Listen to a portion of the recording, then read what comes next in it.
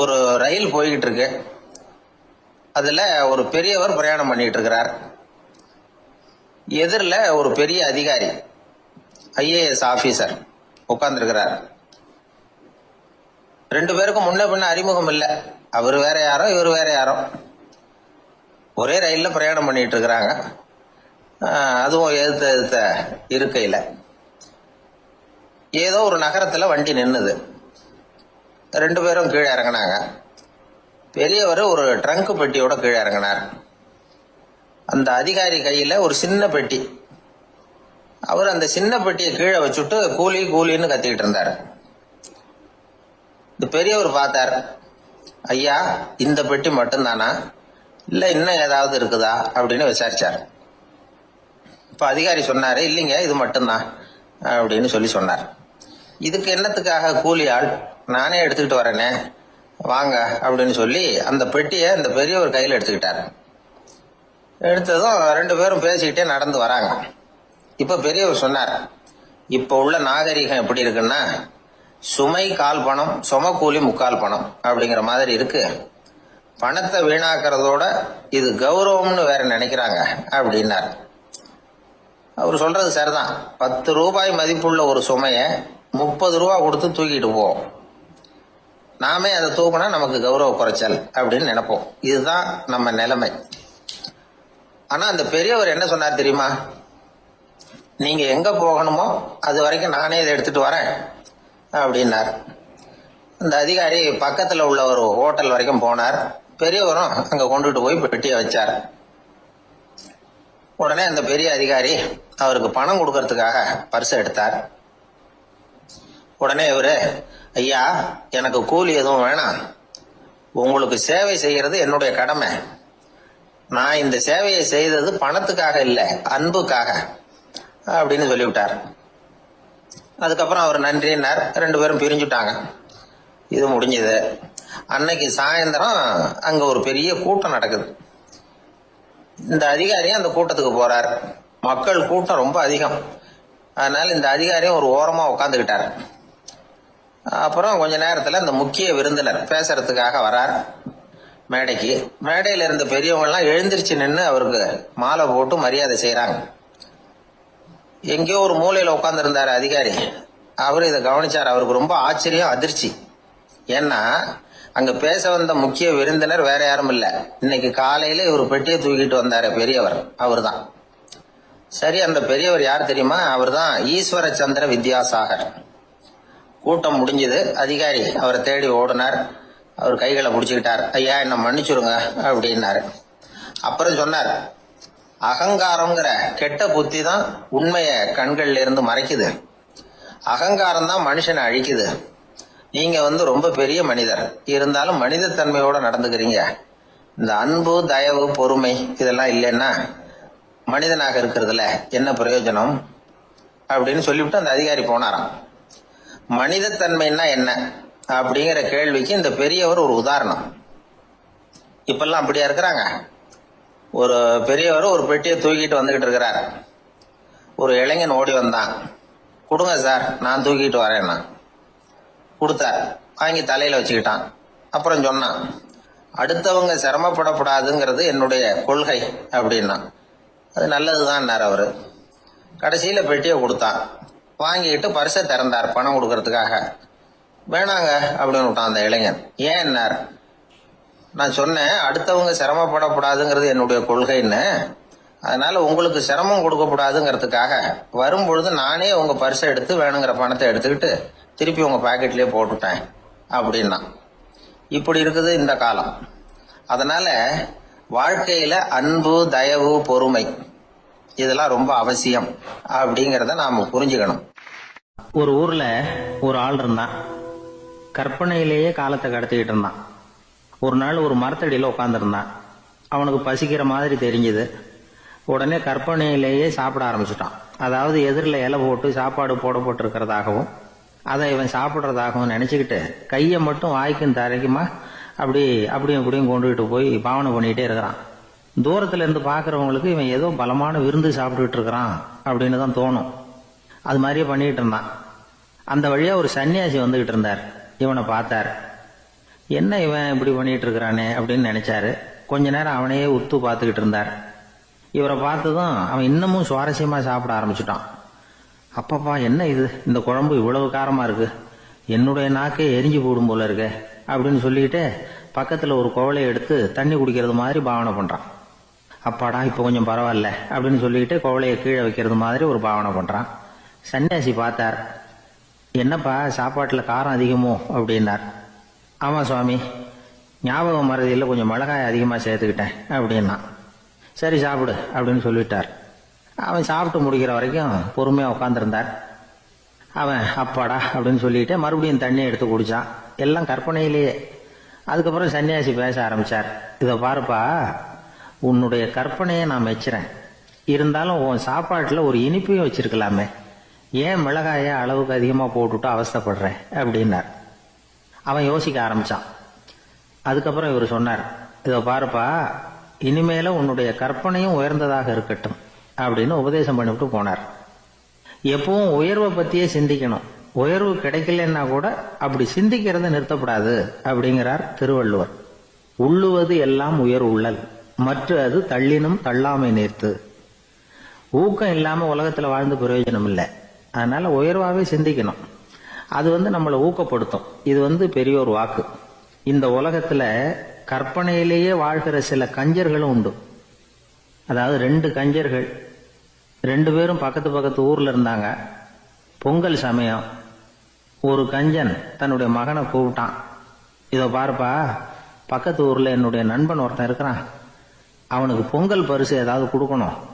நான் ஒரு 4 ஆட்டுக்குட்டியை தரேன், நீ கொண்டுகிட்டு போய் கொடுத்துட்டு வந்து விடுறியா அப்படின்னு கேட்டான். சரி நான் புள்ள, ஒரு பைய கையில் எடுத்துக்கோன்னா. அவன் எடுத்துக்கிட்டான். இந்த ஆட்டுக்குட்டி பிடிச்சிக்கோ அப்படின்னு சொல்லி ஒவ்வொன்னா போடுறேன் பார் அப்படின்னு சொல்லிட்டு 1 2 3 4 அப்படின்னு எண்ணிக்கிட்டே வெறும் சைகையாலேயே ஆட்டுக்குட்டியை பிடிச்சி போடுறது மாதிரி பாவனை பண்ணிட்டு இருக்கிறான். அவன் பிள்ளையும் அது ரொம்ப அக்கறையா வாங்கிக்கிறது மாதிரி வாங்கிக்கிட்டு அந்த பைய தூக்கிக்கிட்டு அடுத்த ஊருக்கு போறான். இவன் அங்க போய் சேர்ந்த நேரத்துல அந்த கஞ்சன் ஊர்ல இல்ல, எங்கேயோ வெளியில போயிருக்கிறான். அவனோட புள்ள மட்டும்தான் வீட்டுல இருந்தான். இவன் அவங்கிட்ட, இதை பாரு, எங்க அப்பா உங்க அப்பாவுக்கு ஆட்டுக்குட்டி கொடுத்து அனுப்பியிருக்கிறாரு, பிடிச்சிக்கோ அப்படின்னு சொல்லி பாவனையிலேயே ஒவ்வொன்னா எடுத்து அவங்கிட்ட கொடுத்துட்டான். அவனும் வாங்கிட்டான் வாங்கறது மாதிரி. அப்புறம் சொன்னான், சரிப்பா நானும் பதிலுக்கு ஏதாவது ஒன்னுகிட்ட கொடுக்கணும் இல்லையா, அதனால அந்த பைய புடி, ஒரு 10 எலுமிச்சம்பழம் தரேன், பதிலுக்கு அதை நீ எடுத்துட்டு போ அப்படின்னு சொல்லி கையாலேயே ஒவ்வொன்னா எடுத்து போடுறது மாதிரி பாவனை பண்ணிவிட்டான். அவனும் ரொம்ப நன்றி அப்படின்னு சொல்லிவிட்டு அதை வாங்கிட்டு போயிட்டான். கொஞ்ச நேரம் கழிச்சு வெளியில போயிருந்த அப்பங்காரன் திரும்பி வந்தான். உள்ள சொன்னான், அப்பா உன்னோட நண்பர் அவருடைய மகன் மூலமா உனக்கு 6 ஆட்டுக்குட்டி கொடுத்து அனுப்பியிருந்தார், நானும் பதிலுக்கு ஒரு 10 எலுமிச்சம்பழம் கொடுத்து அனுப்பியிருக்கிறேன் அப்படின்னா. எப்படிடா கொடுத்தேன்னு கேட்டார் அப்பா. இப்படிதான் கொடுத்தேன்னு சொல்லி சைகையிலேயே காட்டினான். இதை பார்த்ததும் அப்பங்காரனுக்கு பயங்கரமா கோபம் வந்துட்டுது. பலார்னு அரைஞ்சுட்டான் பையனு. ஏன்பா அரைஞ்ச, 10 எலுமிச்சம்பழம் கொடுத்துட்டேனே அப்படிங்கிறதுக்காகவா அப்படின்னு கேட்டான். அது கூட பரவாயில்ல, நீ காட்டுற சைகையை பார்த்தா ஆரஞ்சு பழம் சைஸுக்கு இருக்குதே, அவ்வளவு பெருசா ஏன் கொடுத்த, அதுதான் எனக்கு கோபம் அப்படி. ஒருத்தர் சிகரெட்டும் கையுமா வந்தார். சார், இந்த புகைப்பிடிக்கிற பழக்கத்தை நிறுத்தி போடணும்னு தான் பாக்கிற முடியலன்னார். புகைப்பிடிக்கிறத நிறுத்துறது ரொம்ப சுலபம் சார் அப்படின்னார் இன்னொருத்தர். எப்படி சொல்றீங்கன்னு கேட்டார் அவரு. நான் கூட ஏற்கனவே 10 தடவை அந்த பழக்கத்தை நிறுத்தி இருக்கிறேன் சார் அப்படின்னார் இவர். இதுல இருந்து என்ன தெரியுது, புகைப்பழக்கத்தை திடீர்னு விட்டு விடுறதுங்கிறது ரொம்ப கஷ்டம்னு தெரியுது. இருந்தாலும் இது சம்பந்தமான ஆராய்ச்சி, அனுபவம், இது 2ஐயும் அடிப்படையா வச்சு சில வழிமுறைகளை சொல்றாங்க. அதாவது புகைப்பிடிக்கிறத நிறுத்துறதுக்கு 10 வழிகள் உண்டு அப்படின்னு சொல்றாங்க. அது என்னங்கிறது தெரிஞ்சுக்கிட்டா உபயோகப்படுதான்னு பார்க்கலாமே. முதல் கருத்து என்னன்னா, கொஞ்ச நாளைக்கு புகைப்பிடிக்கிற நண்பர்களை விட்டு விலகி இருக்கணும். இதனால புகைப்பிடிக்கிற ஆசை குறையும். அந்த பழக்கத்தை மறுபடியும் ஆரம்பிக்கப்படாதுங்கிற எண்ணம் உறுதிப்படும். 2வது கருத்து, புகைப்பிடிக்கிறதை எதிர்த்து தீவிரமா பிரச்சாரம் செய்ய ஆரம்பிச்சிடணும். அது அடுத்தவங்களுக்கும் உபயோகப்படும், உங்களுக்கும் உபயோகப்படும். உங்க உள்ளுணர்வை அது தூண்டும், உங்களை உறுதி கொள்ள வைக்கும். 3வது கருத்து என்னன்னா, தினமும் 2 தடவை குளிக்கணும். எப்படி தெரியுமா, முதல்ல வெது வெதுப்பான தண்ணீர், அப்புறம் குளிர்ந்த தண்ணீர், இப்படி மாறி மாறி குளிக்கணுமா. 4வது கருத்து, உடற்பயிற்சிகள் செய்யணும். மூச்சு வாங்குற மாதிரியான பயிற்சிகள் ரொம்ப நல்லதான். பிராணாயாமம் அப்படிங்கிற மூச்சு பயிற்சி ரொம்ப நல்லதுங்கிறாங்க. அப்புறம் 5வது கருத்து, சாப்பாடு மிதமா இருக்கணும், சீரா இருக்கணும். பச்சை காய்கறிகள், பழங்கள் சாப்பாட்டில் சேர்த்துக்கலாம். அடிக்கடி கொஞ்சம் கொஞ்சமா சாப்பிட்டு ரத்தத்தில் சர்க்கரையின் அளவை பராமரிக்கணும். இது நரம்புகளை அமைதிப்படுத்தும். 6வது கருத்து என்னன்னா, ரொம்ப நேரம் பசியோடு இருக்கக்கூடாது. புகைப்பிடிக்கிறத நிறுத்த முயற்சி செய்யும் பொழுது எடை குறைப்பு நடவடிக்கைகளை மேற்கொள்ளக்கூடாது. 7வது கருத்து, காப்பி, தேநீர், மதுபானம், அப்புறம் போதைப் பொருள்கள் கலந்த உணவுகள் இதெல்லாம் வேணாம். புகைப்பிடிக்கிறத அதெல்லாம் ஊக்கப்படுத்தும். கடுகு, மிளகு, அப்புறம் காரமான பொருள்களை தவிர்க்கணும். உப்பு அளவை குறைக்கணும். தினமும் 10 கோவள தண்ணீராவது குடிக்கணும். வெறும் தண்ணி புகைப்பிடிக்கிற ஆவலை தணிக்குதான். 8வது கருத்து, கையில் சிகரெட்டு, புகையில ஏதாவது இருந்தா உடனே தூக்கி எறிஞ்சிருங்க. அது கையில் இருக்கிற வரைக்கும் புகைப்பிடிக்கிற ஆசை வந்துகிட்டே இருக்கும். 9வது கருத்து என்னன்னா, இறை நம்பிக்கை உள்ளவங்க புகைப்பிடிக்கிற எண்ணம் வர்றப்போவெல்லாம் பிரார்த்தனை செய்ய ஆரம்பிச்சுடலாம். 10வது கருத்து, உங்களுக்கு ரொம்பவும் வேண்டியவங்க யாரோ அவங்க கிட்ட எல்லாம் நீங்க புகைப்பிடிக்கிறத நிறுத்தி விட்டதா சொல்லிவிடுங்க. இந்த 10 வழிகளையும் கடைபிடிக்க ஆரம்பிச்சுட்டா புகைப்பிடிக்கும் பழக்கத்தை நிறுத்தி விடலாம் அப்படின்னு சொல்றாங்க அனுபவப்பட்டவங்க. முயற்சி பண்ணி பார்க்கலாம். ஒரு முக்கியமான இடத்துல நின்றுகிட்டு இருந்தார் ஒருத்தர். அங்க இன்னொருத்தர், ஏன் சார் இந்த இடத்துல சிகரெட் பிடிக்கலாமா அப்படின்னு அனுமதி கேட்டார். இந்த இடத்துல சிகரெட் பிடிக்க கூடாதுங்க அப்படின்னாரு இவர். நீங்க இப்படி சொல்றீங்க, ஆனா இந்த இடத்துல கீழே நிறைய சிகரெட் துண்டுகள் கிடக்குதே, அவங்கெல்லாம் யாரு? அவங்கெல்லாம் உங்க மாதிரி என்கிட்ட அனுமதி கேட்காதவங்க அப்படின்னாரா இவர். ஒரு பெரிய தத்துவ சிந்தனையாளர் இருந்தார், சுவாங் சு அப்படின்னு பேரு. அவருடைய மனைவி ஒரு நாள் திடீர்னு காலமாயிட்டாங்க. ஐயோ பாவம், அவர் ரொம்ப வருத்தப்படுவார், போய் ஆறுதலா 4 வார்த்தை பேசிவிட்டு வரலாம் அப்படின்னு நினைச்சுக்கிட்டு நிறைய பேர் அவரை தேடிட்டு வந்தாங்களாம். வந்தவங்களுக்கு ஆச்சரியம், ஏன்னா இவர் வருத்தப்பட்டுக்கிட்டு இருப்பார் அப்படின்னு தானே எதிர்பார்த்தாங்க. அப்படி இல்லை, தாளம் போட்டுக்கிட்டு உட்காந்துருக்கிறார். தாளத்துக்கு தகுந்த மாதிரி பாட்டு வேற பாடிக்கிட்டு இருக்கிறார். என்ன மனுஷன் அவர், கொஞ்சம் கூட கவலை இல்லாம இப்படி இருக்கிறாரு அப்படின்னு நினைச்சாங்க. ஒருத்தர் துணிஞ்சு அவர்கிட்ட கேட்டுட்டார், என்னங்க இது இப்படி அப்படின்னு. அதுக்கு அவர் என்ன சொன்னார் தெரியுமா? இதை பாருங்க, என்னுடைய மனைவி பிறக்கிறதுக்கு முன்னாடி அவளுக்கு உயிரும் கிடையாது, உடலும் கிடையாது. அதுக்கு பிறகுதான் உயிர் வந்தது, உடல் வந்தது, அந்த உருவம் வந்தது. இப்ப என்ன ஆச்சு? அந்த உருவமும் உயிரும் போயிட்டுது, அவ்வளவுதானே. வந்தது போயிட்டுது. இளவேனில் காலம், இலையுதிர் காலம், பனிக்காலம், இப்படி பருவங்கள் மாறி மாறி வருது இல்லையா? அது மாதிரி பிறப்பும் இறப்பும் மாறி மாறி வருது. இது இயற்கை. இதுக்காக அழுதா அது எப்படி அப்படின்னாராம். ஞான தெளிவு அடைஞ்சவங்களுக்கு எல்லாமே சுகம்தான். திருவள்ளுவரும் அதைத்தான் சொல்றார், உறங்குவது போலும் சாக்காடு, உறங்கி விழிப்பது போலும் பிறப்பு. தூங்கறதுக்கெல்லாம் நாம வருத்தப்பட்டுக்கிட்ட இருக்கிறோமா?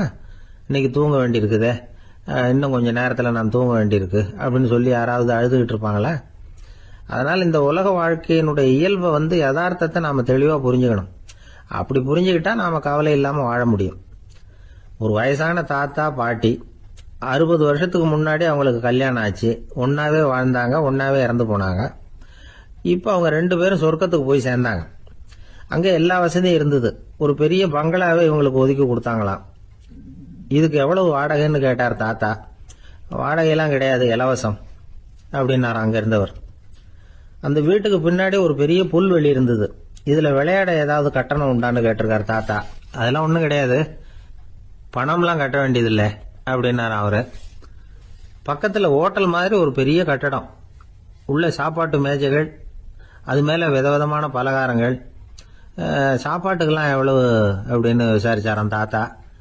அதுதான் சொன்னேனே, இங்க எல்லாமே இலவசம்தான், எது வேணும்னாலும் சாப்பிடலாம், எவ்வளவு வேணும்னாலும் சாப்பிடலாம் அப்படின்னாராம்.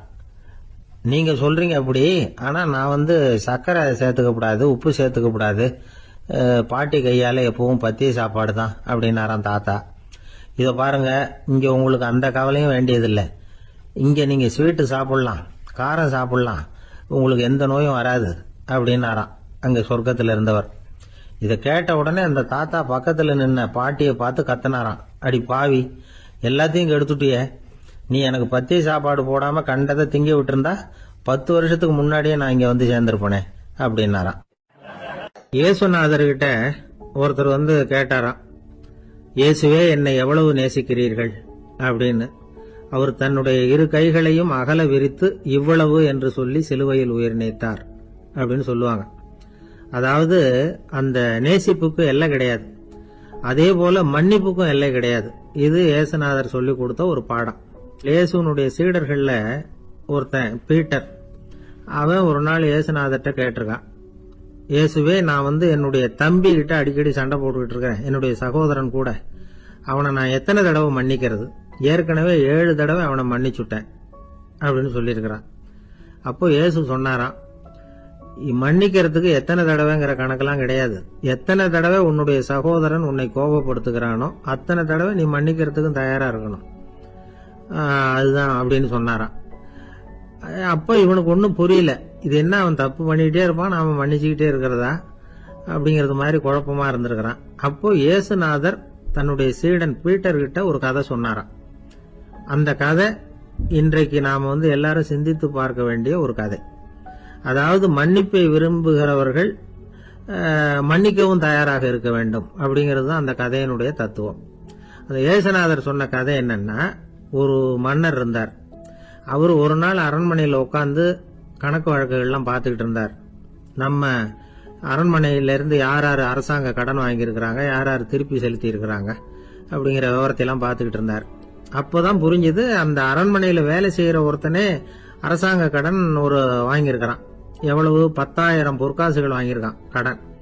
இந்த 10,000 பொற்காசுகளை திருப்பி செலுத்தல அரசாங்கத்துக்கு. இது மன்னர் கவனத்துக்கு வந்தது. உடனே நம்ம அரண்மனையில இருக்கிறவனே அரசு கடன் வாங்கி திருப்பி செலுத்தாம இருக்கான், அவனை கூப்பிட்டு வாங்கன்னு சொல்லி கூப்பிட்டுட்டு வந்தாங்களாம். விசாரிச்சிருக்கிறாங்க, என்னப்பா நீ எவ்வளவு ஒண்ணு? ஆமாங்க, 10,000 பொற்காசுகள் வாங்கியிருக்கிறேன், இன்னும் திருப்பி கட்டலன்னு இருக்கான். உடனே அவர் மன்னர் சொல்லியிருக்கிறாரு, நம்ம சட்டத்திட்டப்படி நீ உடனே பணத்தை திருப்பி கட்டிடு.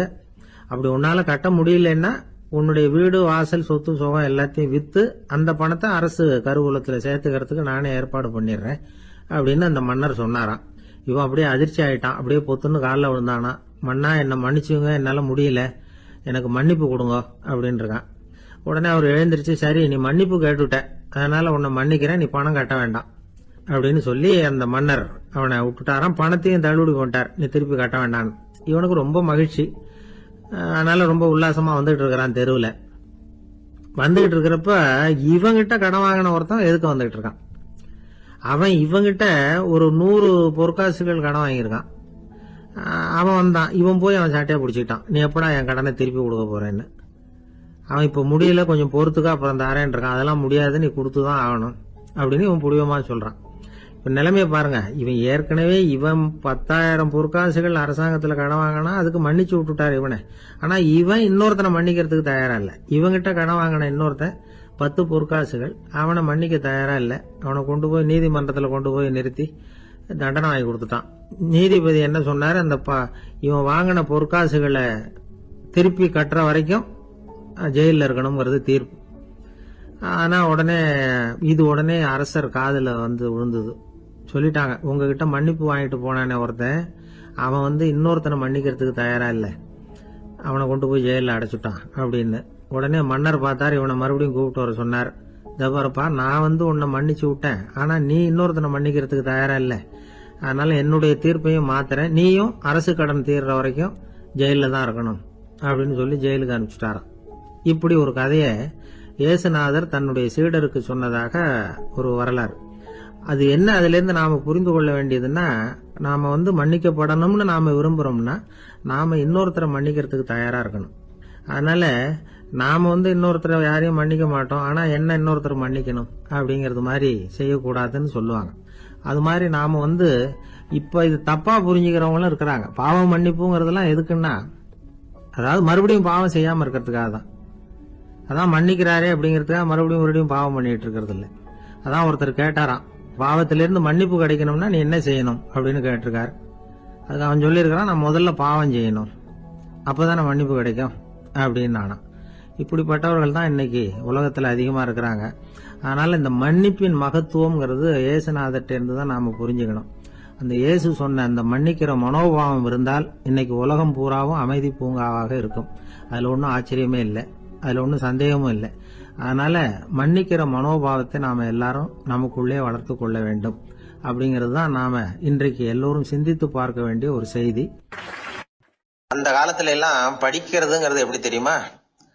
குருகுல வாசம் செஞ்சு படிக்கணும். ஆசிரியருங்கிறவர் ஆசிரமத்தில் இருப்பார். அங்க போய் அவருக்கு தொண்டுகள் செய்யணும். துணிகள்லாம் துவைச்சி போடணும். தூங்கும்போது காலை பிடிச்சி விடணும். புழுக்கமா இருந்தா விசிறி மட்டை எடுத்து விசிறணும். அப்படியே அப்பப்ப அவர் சொல்லி கொடுக்குற பாடத்தையும் கத்துக்கணும். அவர் சொல்லி கொடுக்குற பாடங்களை ஓலைச்சுவடிகள்ல எழுதிக்கணும். இதுதான் குருகுல வாசம்ங்கிறது. இப்ப மாதிரிலாம் கிடையாது. ஆக குருகுல வாசம்ங்கிறது மனசையும் பண்படுத்தும், அறிவையும் பண்படுத்தும். அப்படி ஒரு பயிற்சி அது. அந்த காலத்துல பஞ்சபாண்டவர்கள் ஒரு குருகுலத்துல படிக்க போனாங்களாம். ஏற்கனவே அங்க ஒரு 15 பேர் இருந்திருக்கிறாங்க. இவங்களையும் சேர்த்து மொத்தம் 20 பேர். எல்லாரும் ரொம்ப ஆர்வத்தோடு அங்க தங்கி படிச்சுக்கிட்டு இருக்கிறாங்க. 2 வருஷம் ஓடி போச்சு. எல்லாரும் ஊருக்கு திரும்ப வேண்டிய நேரம். ஆசிரியர் ஒவ்வொருத்தரா கூப்பிட்டார். இது வரைக்கும் என்ன கத்துக்கிட்ட அப்படின்னு கேட்டார். அவங்க தாங்கள் எழுதி வச்சிருந்ததை சொன்னாங்க, கத்துக்கிட்டதை சொன்னாங்க. அங்க படிக்க வந்தவங்க எல்லாருமே புத்திசாலிகள். அது மட்டும் இல்ல, பல பேர் அரச குடும்பத்தை சேர்ந்தவங்க, இளவரசர்களாக வேற இருக்கிறவங்க. அதனால அவங்க கிட்ட அபாரமான கல்வி அறிவை எதிர்பார்த்தார். ஒருத்தன் வந்தான், தான் எழுதி வச்சிருந்த சரித்திர பாடம் பூராவையும் படிச்சு காட்டினான். இன்னொருத்தன் வந்தான், தான் எழுதி வச்சிருந்த பூகோள பாடம் பூராவையும் படிச்சு காட்டினான். இப்படி ஒவ்வொருத்தரா அவங்க படிச்சது என்னங்கிறத படிச்சு காட்டிட்டு போனாங்க. கடைசியா தர்மர் வந்தார். பேசாம நிக்கிறார். தன் கையில இருந்த ஓலைச்சுவடி கேட்டா அவர் பிரிக்கவே இல்லை. ஆசிரியர் இவர்கிட்ட தான் அதிகமா எதிர்பார்த்தார். ஆனா இவரும் பேசாம நின்றுட்டு இருக்கிறார். நீ என்ன கத்துக்கிட்ட சொல்லு, ஓலைச்சுவடியை பிரிச்சு படினார் அந்த முனிவர். தர்மர் அசையவே இல்லை. மெதுவா சொன்னார், ஐயா, நான் கத்துக்கிட்டது ஒன்னே ஒண்ணுதான். அதுதான் வாழ்க்கையில எனக்கு ரொம்ப முக்கியமான பாடமா அமையும் அப்படின்னார். என்னது, என்கிட்ட 2 வருஷ காலமா படிச்சு விட்டு கடைசியில கத்துக்கிட்டது ஒன்னே ஒண்ணுதானா அப்படின்னார் முனிவர். அவருக்கு ஒன்னும் புரியல. மற்ற மாணவர்களை விட இவர் பண்புகள்ல உயர்ந்தவர், அறிவுல சிறந்தவர், வயசுல முதிர்ந்தவர். இவரே இப்படி சொன்னா மத்தவங்க நிலைமை என்னத்துக்கு ஆறுது? அவங்க ரொம்பவும் கெட்டு போயிடுவாங்களே அப்படின்னு அவர் யோசனை பண்ணார். தர்மா, நல்லா யோசனை பண்ணி பதில் சொல்லு. 2 வருஷமா நீ கத்துக்கிட்டது என்ன அப்படின்னு தானே நான் கேக்குறேன். அத கொஞ்சம் யோசனை பண்ணி சொல்லுன்னார் முனிவர் கொஞ்சம் கோபமா. தர்மர் முகத்துல எந்த மாறுதலுமே இல்ல. இல்லையா, 2 வருஷமா நான் கத்துக்கிட்ட முக்கியமான பாடம் ஒன்னே ஒண்ணுதான்னார். இப்போ அந்த முனிவருக்கு கோபம் அதிகமா வந்துடுச்சு. ஏன்பா, உனக்கு வெக்கமா இல்லையா? உன்னை விட வயசுல குறைஞ்சவங்க எவ்வளவு பாடம் கத்துக்கிட்டு இருக்கிறாங்க, எவ்வளவு விரிவா அவங்க படிச்சு காட்டினாங்க. நீயும் கூட நிறைய குறிச்சு வச்சிருக்கிற போல இருக்கு, அதை ஏன் பிரிச்சு படிக்க கூடாது அப்படின்னார். ஐயா, நான் சொல்றது உங்களுக்கு ஏமாற்றமா இருந்தா என்ன மன்னிக்கணும். நான் ரொம்ப முக்கியமா கத்துக்கிட்டு இருக்கிறது ஒன்னே ஒண்ணுதான், மத்த எதையும் சொல்றதுக்கு விரும்பலன்னார். மாணவர்கள்லாம் சிரிச்சுட்டாங்க. முனிவருக்கு கோபம் அளவுக்கு மீறி வந்துட்டு ஓங்கி அரைஞ்சு விட்டார் தர்மரை அவர் கன்னத்துல. தர்மர் கண்ணை செவந்து போட்டுது, கண்கள் கலங்கி போச்சு. ஆனாலும் அவர் அமைதியை இழக்கல, தலை குனிஞ்சு நிக்கிறார். இவருடைய புடிவாதம் முனிவருக்கு இன்னும் ஆத்திரத்தை உண்டாக்கி விட்டது. இன்னொரு கண்ணத்திலே அரைஞ்சார். எல்லாரும் பயந்து போய் அமைதியா நின்றுட்டு இருக்கிறாங்க. முனிவர் கத்துறார், அப்படி நீ கத்துக்கிட்ட அந்த முக்கியமான பாடம் தான் என்ன, அதையாவது சொல்லு அப்படின்னார். ஐயா, அதை மட்டும் ஒரு ஓலைச்சுவடியில தனியா குறிச்சு வச்சிருக்கிறேன், இந்தாங்க, இதை நீங்களே படிச்சு பாருங்கன்னார். தர்மர் ஓலைச்சுவடியை நீட்டினார். முனிவர் அதை வாங்கி பிரிச்சார், சத்தம் போட்டு படிச்சார்.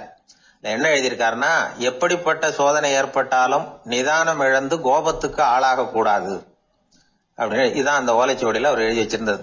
அந்த ஒரு கணத்திலேயே முனிவரும் எல்லா மாணவர்களும் தர்மரை புரிஞ்சுக்கிட்டாங்களாம். அவர் கத்துக்கிட்டது ஏட்டு சுரக்காய் இல்ல, வாழ்க்கையில பயன்படக்கூடிய முக்கியமான அனுபவ பாடம். முனிவர் கண்கள்ல கண்ணீர். தர்மர் அன்போட கட்டி தழுவிக்கிட்டார். அப்புறம் சொன்னார், தர்மா, என்ன மன்னிச்சுரு, நீ மாணவன் இல்ல, ஆசிரியன். நான் இதுவரைக்கும் தெரிஞ்சுக்காத அனுபவ பாடத்தை நீ இப்ப எனக்கு கத்து கொடுத்துட்ட அப்படின்னு சொன்னாராம். அதனால நிதானம் தவறக்கூடாதுங்கிறது ரொம்ப முக்கியமான ஒரு செய்தி. ஒரு ஆசிரியர் மாணவனை ஒரு கண்ணத்துல ஓங்கி அரைஞ்சுட்டார். இவன் நிதானம் தவறல, அமைதியா நின்றுகிட்டு இருந்தான். அவர் ஒரு தடவை அரைஞ்சதும் எப்படி உன்னால நிதானம் தவறாம இருக்க முடிஞ்சுது அப்படின்னு கேட்டாங்க நண்பர்கள். அவன் சொன்னான், நான் நிதானம் தவறி இருந்தா எங்க வாத்தியார் இன்னொரு கண்ணத்திலையும் அரைஞ்சிருப்பார், அது அதை விட பலமா இருக்கும், அதனாலதான் நான் அப்படி இருந்தேன் அப்படின்னு நானா. ஆக நாம தெரிந்து கொள்ள வேண்டியது, வாழ்க்கையில நிதானம் தவறாமல் இருக்க வேண்டும். அதுதான் வெற்றியின் ரகசியம். ஒரு ஊர்ல ஒரு ஆள் இருந்தான். கற்பனையிலேயே காலத்தை கடத்திக்கிட்டு இருந்தான். ஒரு நாள் ஒரு மரத்தடியில உட்காந்துருந்தான். அவனுக்கு பசிக்கிற மாதிரி தெரிஞ்சது. உடனே கற்பனையிலேயே சாப்பிட ஆரம்பிச்சுட்டான். அதாவது எதிரில் இலை போட்டு சாப்பாடு போடப்பட்டிருக்கிறதாகவும் அதை இவன் சாப்பிட்றதாகவும் நினைச்சுக்கிட்டு கையை மட்டும் வாய்க்கும் தரைக்குமா அப்படியும் இப்படியும் கொண்டுகிட்டு போய் பாவனை பண்ணிக்கிட்டே இருக்கிறான். தூரத்துல இருந்து பாக்குறவங்களுக்கு இவன் ஏதோ பலமான விருந்து சாப்பிட்டுட்டு இருக்கிறான் அப்படின்னு தான் தோணும். அது மாதிரியே பண்ணிட்டு இருந்தான். அந்த வழியா ஒரு சன்னியாசி வந்துகிட்டு இருந்தார். இவனை பார்த்தார். என்ன இவன் இப்படி பண்ணிட்டு இருக்கிறானே அப்படின்னு நினைச்சாரு. கொஞ்ச நேரம் அவனையே உத்து பார்த்துக்கிட்டு இருந்தார். இவரை பார்த்ததும் அவன் இன்னமும் சுவாரஸ்யமா சாப்பிட ஆரம்பிச்சுட்டான்.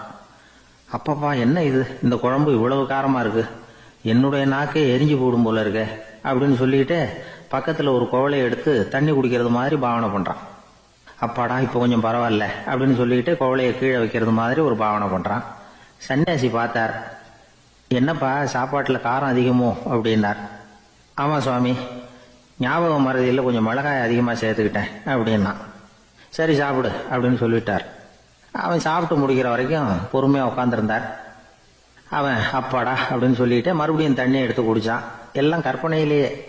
அதுக்கப்புறம் சன்னியாசி பேச ஆரம்பிச்சார். இதை பாருப்பா, உன்னுடைய கற்பனையை நான் மெச்சுறேன். இருந்தாலும் உன் சாப்பாட்டுல ஒரு இனிப்பையும் வச்சிருக்கலாமே, ஏன் மிளகாய அளவுக்கு அதிகமா போட்டுட்டு அவஸ்தைப்படுறேன் அப்படின்னார். அவன் யோசிக்க ஆரம்பிச்சான். அதுக்கப்புறம் இவர் சொன்னார், இதை பாருப்பா, இனிமேல உன்னுடைய கற்பனையும் உயர்ந்ததாக இருக்கட்டும் அப்படின்னு உபதேசம் பண்ணிவிட்டு போனார். எப்பவும் உயர்வை பத்தியே சிந்திக்கணும். உயர்வு கிடைக்கலன்னா கூட அப்படி சிந்திக்கிறத நிறுத்தப்படாது அப்படிங்கிறார் திருவள்ளுவர். உள்ளுவது எல்லாம் உயர் உள்ளல், மற்ற அது தள்ளினும் தள்ளாமை நேர்த்து. ஊக்கம் இல்லாம உலகத்துல வாழ்ந்து பிரயோஜனம் இல்லை. அதனால உயர்வாவே சிந்திக்கணும். அது நம்மளை ஊக்கப்படுத்தும். இது பெரியோர் வாக்கு. இந்த உலகத்துல கற்பனையிலேயே வாழ்கிற சில கஞ்சர்களும் உண்டு. அதாவது 2 கஞ்சர்கள் 2 பேரும் பக்கத்து ஊர்ல இருந்தாங்க. பொங்கல் சமயம் ஒரு கஞ்சன் தன்னுடைய மகனை கூப்பிட்டான். இதோ பாருப்பா, பக்கத்து ஊர்ல என்னுடைய நண்பன் ஒருத்தன் இருக்கிறான், அவனுக்கு பொங்கல் பரிசு ஏதாவது கொடுக்கணும். நான் ஒரு 4 ஆட்டுக்குட்டியை தரேன், நீ கொண்டுகிட்டு போய் கொடுத்துட்டு வந்து விடுறியா அப்படின்னு கேட்டான். சரி நான் புள்ள, ஒரு பைய கையில் எடுத்துக்கோன்னா. அவன் எடுத்துக்கிட்டான். இந்த ஆட்டுக்குட்டி பிடிச்சிக்கோ அப்படின்னு சொல்லி ஒவ்வொன்னா போடுறேன் பார் அப்படின்னு சொல்லிட்டு 1 2 3 4 அப்படின்னு எண்ணிக்கிட்டே வெறும் சைகையாலேயே ஆட்டுக்குட்டியை பிடிச்சி போடுறது மாதிரி பாவனை பண்ணிட்டு இருக்கிறான். அவன் பிள்ளையும் அது ரொம்ப அக்கறையா வாங்கிக்கிறது மாதிரி வாங்கிக்கிட்டு அந்த பைய தூக்கிட்டு அடுத்த ஊருக்கு போறான். இவன் அங்க போய் சேர்ந்த நேரத்துல அந்த கஞ்சன் ஊர்ல இல்ல, எங்கேயோ வெளியில போயிருக்கிறான். அவனோட புள்ள மட்டும்தான் வீட்டுல இருந்தான். இவன் அவன்கிட்ட, இதை பாரு, எங்க அப்பா உங்க அப்பாவுக்கு ஆட்டுக்குட்டி கொடுத்து அனுப்பியிருக்கிறாரு, பிடிச்சிக்கோ அப்படின்னு சொல்லி பாவனையிலேயே ஒவ்வொன்னா எடுத்து அவன்கிட்ட கொடுத்துட்டான். அவனும் வாங்கிட்டான் வாங்கறது மாதிரி. அப்புறம் சொன்னான், சரிப்பா நானும் பதிலுக்கு ஏதாவது ஒன்னுகிட்ட கொடுக்கணும் இல்லையா, அதனால அந்த பைய புடி, ஒரு 10 எலுமிச்சம்பழம் தரேன், பதிலுக்கு அதை நீ எடுத்துட்டு போ அப்படின்னு சொல்லி கையாலேயே ஒவ்வொன்னா எடுத்து போடுறது மாதிரி பாவனை பண்ணிவிட்டான். அவனும் ரொம்ப நன்றி அப்படின்னு சொல்லிவிட்டு அதை வாங்கிட்டு போயிட்டான். கொஞ்ச நேரம் கழிச்சு வெளியில போயிருந்த அப்பங்காரன் திரும்பி வந்தான். உள்ள சொன்னான், அப்பா உன்னோட நண்பர் அவருடைய மகன் மூலமா உனக்கு 6 ஆட்டுக்குட்டி கொடுத்து அனுப்பியிருந்தார், நானும் பதிலுக்கு ஒரு 10 எலுமிச்சம்பழம் கொடுத்து அனுப்பியிருக்கிறேன் அப்படின்னா. எப்படிடா கொடுத்தேன்னு கேட்டார் அப்பா. இப்படிதான் கொடுத்தேன்னு சொல்லி சைகையிலேயே காட்டினான். இதை பார்த்ததும் அப்பங்காரனுக்கு பயங்கரமா கோவம் வந்துட்டுது. பலார்னு அரைஞ்சுட்டான் பையனு. ஏன்பா அரைஞ்ச, 10 எலுமிச்சம்பழம் கொடுத்துட்டேனே அப்படிங்கிறதுக்காகவா அப்படின்னு கேட்டான். அது கூட பரவாயில்ல, நீ காட்டுற சைகையை பார்த்தா ஆரஞ்சு பழம் சைஸுக்கு இருக்குதே, அவ்வளவு பெருசா ஏன் கொடுத்த, அதுதான் எனக்கு கோபம் அப்படி. ஒரு ஊர்ல ஒரு மன்னர் இருந்தார். அவரு பக்கத்து தேசத்து மேல படையெடுக்கணும்னு நினைச்சுக்கிட்டு இருந்தார். அதையும் தன்னுடைய நாட்டோட சேர்த்துக்கணுங்கிற ஆசை. எப்போ படையெடுக்கலாம்னு யோசிச்சுக்கிட்டு இருந்தார். இப்படி யோசிச்சுக்கிட்டு இருந்த சமயத்துல ஒரு பெரியவர் அவரை தேடிட்டு வந்தார். அவர் அடிக்கடி வருவார், அவர்கிட்ட பேசிக்கிட்டு இருப்பார். இப்போ அப்படித்தான் வந்தார். என்ன மன்னா யோசனைன்னாரு. இவர் தன்னுடைய யோசனையை சொன்னார். இந்த சமயத்துல மன்னருக்கு தாகம் எடுத்தது, தண்ணி குடிக்கணும் போல இருந்தது. உடனே அங்க இருந்த ஒரு அரண்மனை பணியாளரை கூப்பிட்டார். போய் கொஞ்சம் தண்ணி கொண்டு வாப்பா அப்படின்னார். அந்த பணியாளர் போனார், ஒரு கோலையில தண்ணி கொண்டு வந்தார். ராஜா கிட்ட நீட்டினார். ராஜா அதை வாங்கி குடிக்கிறதுக்காக வாயிட்ட கொண்டுட்டு போனார். அந்த நேரம் பார்த்து, மன்னா கொஞ்சம் பொறுங்கன்னார் இந்த பெரியவர். ஆவலோட குடிக்க போன மன்னர் அப்படியே நிறுத்திக்கிட்டு பெரியவரை பார்த்தார். இப்ப அந்த பெரியவர் சொன்னார், மன்னா, இப்ப உங்களை விட வலிமை உள்ள ஒரு சக்தி உங்களுக்கு தண்ணி கொடுக்க மறுத்துடுதுன்னு வைங்க, உங்களை குடிக்க விடாம தடுத்துடுது அப்படின்னா, இப்ப இந்த ஒரு கோவள தண்ணீரை என்ன விலை கொடுத்து வாங்குவீங்க அப்படின்னு கேட்டார். இப்ப எனக்கு இருக்கிற தாகத்துக்கு என்னுடைய அரசாங்கத்துல பாதியையாவது கொடுத்து இந்த தண்ணியை வாங்கறதுக்கு தயங்க மாட்டேன்னார் அவர். சரி, இப்ப அந்த தண்ணியை குடிங்கன்னார் பெரியவர். மன்னர் ஆவலோடு அந்த தண்ணியை குடிச்சு முடிச்சார். அதுக்கப்புறம் கொஞ்ச நேரம் தன்னுடைய படையெடுப்பை பத்தி சொல்லிட்டு இருந்தார். கொஞ்ச நேரம் கழிச்சு மறுபடியும் இந்த பெரியவர் கேட்டார், மன்னா, இப்போ நீங்க ஒரு கோவள தண்ணீரை குடிச்சு முடிச்சுட்டீங்க. இப்ப அந்த தண்ணீர் உங்க உடம்ப விட்டு வெளியில வரக்கூடிய பாதை அடப்பட்டு போச்சு அப்படின்னு வச்சுங்க, அதை வெளியேற்றுவதற்காக நீங்க எவ்வளவு செலவழிப்பீங்க அப்படின்னு கேட்டார். மன்னர் யோசனை பண்ணார். அப்படி ஒரு நிலைமை ஏற்பட்டு போச்சுன்னா என்னுடைய அரசாங்கம் பூராவையும் அதுக்கு ஈடா தர்றதுக்கு கூட தயங்க மாட்டேன்னார். இப்ப அந்த பெரியவர் சொன்னார், எந்த அரசாங்கத்தின் மதிப்பு ஒரு கோவள தண்ணீர் அளவுக்கு கூட இல்லையோ அந்த அரசாங்கத்தை அடையணுங்கிற பேராசையில மனிதர்கள் தங்களுடைய சகோதரர்கள் கூடவே சண்டை போட்டுக்கிறாங்களே, அதுல ஏதாவது அர்த்தம் இருக்குதா அப்படின்னாராம். மன்னருக்கு இப்பதான் அர்த்தம் புரிஞ்சுதான். மனசுல தெளிவு உண்டாச்சு. தன் மனசுக்குள்ள உண்டான வெறிய விரட்டி அடிச்சு விட்டார். அதுக்கப்புறம் நிம்மதியா ஆட்சி புரிஞ்சார். இப்படி ஒரு கதை. உயிருக்கு என்ன விலை கொஞ்சம் யோசனை பண்ணி பாருங்க. ஆனா அது இப்ப எவ்வளவு மலிவா போயிட்டுது, அதையும் யோசனை பண்ணி பாருங்களேன். ஆசை பேராசையா மாறுது, அப்புறம் அது வெறியா ஆகுது, அதுக்கப்புறம் பைத்தியம் முடியுது. இந்த காலத்து மனிதர்களுக்கு 2 விதமான பைத்தியம் பிடிச்சிருக்கிறதாக ஒரு பெரியவர் சொல்றார். ஒன்னு பணம், இன்னொன்னு அதிகாரம். இதெல்லாம் எவ்வளவு காலத்துக்கு நீடிக்கும்? ஒரு சர்வாதிகார நாட்டுல 3 பேர் ஜெயில இருட்டு அறையில பேசிட்டு இருக்கிறாங்க. நீ எப்படி இந்த ஜெயிலுக்கு வந்த அப்படின்னு ஒருத்தர் கேட்டாராம். இந்த நாட்டு ராஜாவை ஆதரிச்சு நான் பிரச்சாரம் பண்ணினேன், அதனால கூட்டத்துல தகராறு வந்துட்டுது, கலவரமா போச்சு, அதுக்கு நான் தான் காரணம்னு அரெஸ்ட் பண்ணி இங்க கொண்டாந்து போட்டாங்க அப்படின்னாராம் அவரு. சரி, நீ எப்படி இங்க வந்த அப்படின்னு இன்னொருத்தரை பார்த்து கேட்டிருக்கார். நான் இந்த நாட்டு ராஜாவை எதிர்த்து பிரச்சாரம் பண்ணேன், அதனால கலவரம், அரெஸ்ட் பண்ணி கொண்டாந்து போட்டாங்கன்னார். சரிப்பா, நீ எப்படி அங்க வந்த அப்படின்னு 3வது ஆளை பார்த்து இவங்க கேட்டாங்களாம். இதுக்கு அந்த ஆள் மெதுவா வெளிச்சத்துக்கு நான் தான் இந்த நாட்டு ராஜா அப்படின்னா. ஒரு ஊர்ல ஒரு குரு இருந்தார், ஜென் குரு. அவரை தேடிட்டு ஒரு மன்னர் வந்தார். வந்தவர் ஜப்பான் மன்னர். தோட்டக்கலையை பத்தி தெரிஞ்சிட்டு போறதுக்காக அவர் வந்தார். எப்படி தோட்டம் அமைக்கிறது அப்படிங்கறத பத்தி அந்த குரு விவரமா சொல்லி கொடுத்தாரு. 1 நாள் 2 நாள் இல்ல, 3 வருஷம் கத்து கொடுத்தார். அதுக்கப்புறம் சொன்னார், நான் கத்து கொடுத்துட்டேன், இனிமே நீங்க போகலாம், போய் தோட்டம் அமைக்கலாம், அதுதான் உங்களுக்கு பரிசை. தோட்டம் அமைச்ச பிறகு சொல்லி அனுப்புங்க, நான் பாக்கிறேன். நீங்க இங்க என்னவெல்லாம் கத்துக்கிட்டீங்களோ அதையெல்லாம் அங்க செயல்முறையில செஞ்சு காட்டுங்க அப்படின்னு சொல்லி அனுப்பி வச்சார். மன்னர் போனார். அரண்மனைக்கு பக்கத்திலேயே ஒரு பெரிய தோட்டத்தை உண்டு பண்ணினார். அழகான மரங்களையும் செடிகளையும் உருவாக்கினாரு. கிட்டத்தட்ட 1000 தோட்டக்காரர்களை பயன்படுத்தி 3 வருஷங்கள் முயற்சி பண்ணி அந்த அழகான தோட்டத்தை உருவாக்கினார். குரு கிட்ட இருந்து செய்தி வந்தது, நாளைக்கு தோட்டத்தை பாக்கிறேன் அப்படின்னு. மன்னர் உடனே சுறுசுறுப்பாயிட்டார். முதல் நாளே தோட்டத்தை சுத்தப்படுத்தினார். ராத்திரி பூரா யாரும் தூங்கல. எல்லாருக்கும் தோட்டத்தை ஒழுங்குபடுத்துற வேலை. அது அந்தந்த இடத்துல ஒழுங்கா இருக்குதா அப்படின்னு சரி பார்த்தாங்க. ஒரு தவறும் இல்லாத வகையில அதை ஒழுங்குபடுத்தினாங்க. மறுநாள் குரு வந்தார், தோட்டத்தை பார்த்தார். அவருக்கு கோபம் வந்துட்டுது.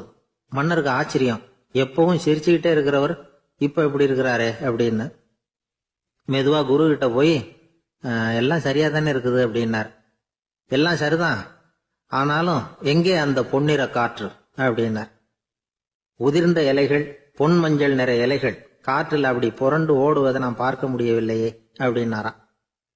அது இல்லாம இந்த தோட்டம் உயிரோட்டம் உள்ளதா இருக்காது, இதுல பாடல் இல்லை, ஆடல் இல்லை, அதெல்லாம் இல்லாம இந்த தோட்டம் ரொம்பவும் செயற்கையா தெரியுதுன்னாராம். மன்னர் இப்பதான் யோசனை பண்ணார். கீழே கிடந்த காஞ்சி போன இலைகள் மட்டும் இல்ல, மரத்துல இருந்த காஞ்சி போன இலைகளையும் அப்புறப்படுத்தி சுத்தமா வச்சிருக்கிறார். இறப்பும் வாழ்க்கையினுடைய ஒரு பகுதி தான். மரணம்ங்கிறது வாழ்க்கைக்கு எதிரானது அல்ல, அதை நிரப்பும் ஒரு பகுதி தான் அது. மரணம் இல்லையில் வாழ்க்கையே இல்லை அப்படிங்கிறது பெரியவங்க கருத்து. இப்ப அந்த தோட்டம் அழகா தான் இருக்குது, இருந்தாலும் அது ஒரு ஓவியம் மாதிரி உயிர் இல்லாமல் இருக்கு. குரு ஒரு வாளியை கையில எடுத்துக்கிட்டார். தோட்டத்தை விட்டு வெளியில போனார். ஏற்கனவே வீசி எறிந்த அந்த சருகுகளை எல்லாம் அள்ளி கொண்டுட்டு வந்தார். உள்ள எல்லா இடங்கள்லயும் அதை வீசினார். உடனே காத்து அந்த காய்ந்த சருகுகளையும் பழுத்த இலைகளையும் அசைக்க ஆரம்பிச்சுட்டுது. இப்போ அங்க சலசல சத்தம், சங்கீதம், இலைகளின் நடனம், ஓவியம் மாதிரி இருந்த அந்த தோட்டத்துக்கு இப்போ உயிர் வந்துட்டுது. இதுதான் அந்த பொன்னான காற்று அப்படின்னாராம் குரு. மன்னருக்கு புரிஞ்சுது. மிகப்பெரிய ஜென் கேள்வி ஒன்று உண்டு. உம்மான் அப்படிங்கிற ஒரு பெரிய குருவை பார்த்து துறவி ஒருத்தர் கேட்டாராம், இலைகள் எல்லாம் கீழே விழுந்து மரங்கள் மொட்டையாக இருக்கும் பொழுது என்ன நடக்கும்? இதுதான் கேள்வி. இதுக்கு உம்மான் சொன்ன பதில் பொன்னான காற்று, தி கோல்டன் விண்ட் அப்படின்னாராம். இதுக்கு என்ன விளக்கம்னா, உன்னுடைய எண்ணங்கள் எல்லாம் உன்னுடைய மனசிலிருந்து கீழே விழுந்து உனது உள்ளுணர்வானது மொட்டையாக நிற்கும் நிலைதான் அது. உனது வேர்களின் அருகில் காற்று வீசுகிறது. எல்லா எண்ணங்களும் உன்னிலிருந்து வெகு தூரத்துக்கு புரண்டு கொண்டே சென்று விடுகிறது. நீ அவற்றை கடந்து விட்டால் நீ அவைகளுக்கெல்லாம் மேலெழுந்து கீழே பார்ப்பவனைப் போல நிற்க ஆரம்பித்து விடுவாய். அதுதான் தியானம் என்பது அப்படின்னு சொல்றாங்க. தியானம்ங்கிறது எண்ணத்துக்கு எதிரானது இல்ல. தியானம்ங்கிறது எண்ணங்களை கடந்து செல்வதுதான். அதுக்கப்புறம் நாம பொன்னிற காற்றுல ஆட ஆரம்பிச்சிருவோம். இதுதான் பெரியவர்கள் சொல்றது. என்கிட்ட ஒருத்தர் தோட்டம் அமைக்கணும்னு யோசனை கேட்டு வந்தார். எல்லாம் சொல்லி கொடுத்தேன். செடிகள்லாம் செழிப்பா வளரணும்னா வேர் காயாம பாத்துக்குங்க, தினமும் தண்ணி விடுங்க அப்படின்னு சொல்லி அனுப்பி வச்சேன். ஒரு மாசம் கழிச்சு ஒரு தோட்டத்தை பாக்கிறதுக்காக போனேன். போய் பார்த்தா எல்லா செடியும் வாடி கிடக்குது. என்னங்க இப்படி பண்ணிவிட்டீங்கன்னு. நீங்க சொன்னபடிதான் செஞ்சேன்னார். என்ன செஞ்சீங்கன்னு கேட்டேன். வேர் காயாம பாத்துக்க சொன்னீங்க, தினமும் ஒரு தடவை எல்லா செடியையும் ஒவ்வொன்னா புடுங்கி பார்த்து வேர் காயாம இருக்கா அப்படின்னு பார்த்துட்டு அதுக்கப்புறம் தண்ணி பாய்ச்சனே, அவ்வளவு. ஒரு ஊர்ல ஒரு பெரியவர் இருந்தார். ஒரு நாள் அவரை தேடி ஒருத்தர் வந்தார். ஐயா, நான் கடவுளை பரிபூர்ணமா நம்புறேன் அப்படின்னார். சரி, அந்த நம்பிக்கை உனக்கு எப்படி வந்ததுன்னு கேட்டார் இவர். அவர் சொல்ல ஆரம்பிச்சார். ஐயா, எனக்கு கல்யாணம் ஆகி 10 வருஷம் ஆச்சு. ஆனாலும் குழந்தை பாக்கியம் இல்லை. அதுக்கு என்ன காரணமா இருக்கும்னு நான் யோசனை பண்ணிட்டு இருந்தப்போ நண்பர் ஒருத்தர் ஒரு ஆலோசனை சொன்னார். உனக்கு மதப்பற்று இல்லை, எந்த கடவுளையுமே நம்ப மாட்டேங்கிற, அதுதான் காரணம். கடவுளை நம்பு, உனக்கு குழந்தை பாக்கியம் கிடைக்கும் அப்படின்னார். அவர் அப்படி சொன்னாரே தவிர எனக்கு சந்தேகம்தான். இருந்தாலும் அவர் சொன்னபடியும் நடந்துதான் பார்ப்போமே அப்படின்னு முடிவு பண்ணேன். கடவுளை நம்ப ஆரம்பிச்சேன். அந்த வருஷமே அழகான ஆண் குழந்தை பிறந்தது. எல்லாம் இறைவன் அருள் அப்படின்னார். இவர் இப்படி சொன்னதை கேட்டதும் அந்த பெரியவர் சொன்னார், நீ சொல்றதெல்லாம் சரிதான். இருந்தாலும் இந்த காலத்துல எந்த ஒரு காரியமா இருந்தாலும் அதை சோதனை செஞ்சு பார்த்துட்டு தான் ஒரு முடிவுக்கு சேர முடியும். அறிவுபூர்வமான முடிவு அதுவாதான் இருக்கும். அறிவியல் சோதனைகள் அப்படித்தான். ஒரு குறிப்பிட்ட விஷயத்தை பத்தி எத்தனை தடவை சோதனை பண்ணாலும் ஒரே முடிவு தான் கிடைக்கணும். அதுதான் சரியா இருக்கும். அதனால இப்ப மறுபடியும் ஒரு சோதனைன்னார். என்ன செய்யணும் அப்படின்னு கேட்டார் இவர். கடவுள்கிட்ட ஒரு பெண் குழந்தை வேணும்னு கேளு. முதல்ல ஆண் குழந்தைய கொடுத்தது மாதிரியே இப்போ ஒரு பெண் குழந்தையையும் கொடுக்கறாரா பார்க்கலாம் அப்படின்னார். சரின்னு சொல்லி இவர் அதே மாதிரி முயற்சி பண்ணினார். அதுக்கப்புறம் அவரு இந்த பெரியவர்கிட்ட வரவே இல்லை. கொஞ்ச காலம் கழிச்சு இவரே அவரை தேடிட்டு போய் கதவை தட்டினார். அவர் கதவை திறந்தார். என்ன ஆச்சு, கடவுள் கண் திறந்தாரா அப்படின்னு கேட்டார்.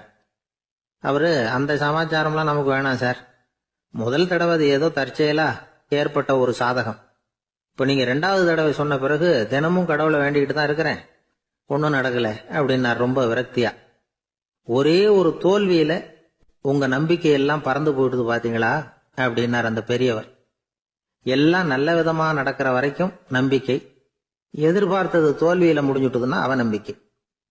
மற்றவர்கள் பேர்ல வைக்கிற நம்பிக்கை எந்த நேரத்திலையும் விவகாரமாகி விடக்கூடிய சாத்தியம் உண்டு.